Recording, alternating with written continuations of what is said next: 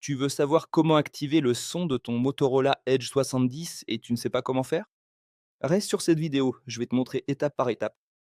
Si ton téléphone n'a plus de son, dans cette vidéo, je te montre toutes, vraiment toutes les options pour réactiver le son de ton portable.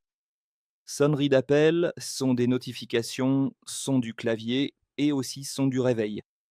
D'abord, on va commencer par vérifier le son de ton réveil. En allant sur l'icône de l'horloge, on clique sur Alarme, puis sur le réveil qui n'a peut-être pas de son. Et ici, c'est très important. Quand tu configures un réveil, pense à cocher tous les jours de la semaine, ou sinon il ne sonnera pas. En cliquant sur l'option de son, ici, ne sélectionne pas cette option, sinon le téléphone restera sans son pour le réveil.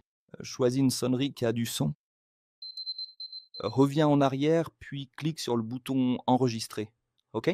On peut aussi augmenter le volume du téléphone. On met le volume au maximum. On clique sur les 3 points et on vérifie que toutes ces options sont bien au maximum. Autre chose, cette petite cloche ne doit pas être comme ça, ni comme ça. Elle doit être comme ça, avec cette icône sélectionnée.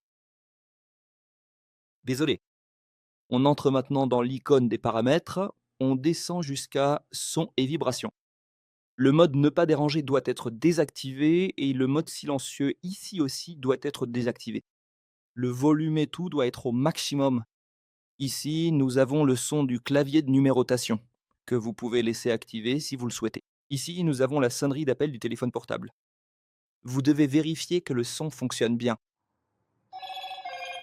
OK, la sonnerie fonctionne, elle est au maximum. Ici, la sonnerie numéro 2, c'est pareil. OK, le son fonctionne. Ensuite, on revient en arrière. Vérifiez aussi le son des notifications. Il y a du son, donc je clique sur OK. Le son du réveil, c'est pareil. Pourquoi est-ce que je dis ça? Parce que si vous sélectionnez cette option, le téléphone restera sans son pour le réveil, les appels ou les notifications, selon l'option que vous choisissez. Ouais, c'est pour ça qu'il est important de vérifier que la sonnerie fonctionne. Ici, nous avons aussi le son de l'écran de verrouillage, entre autres options.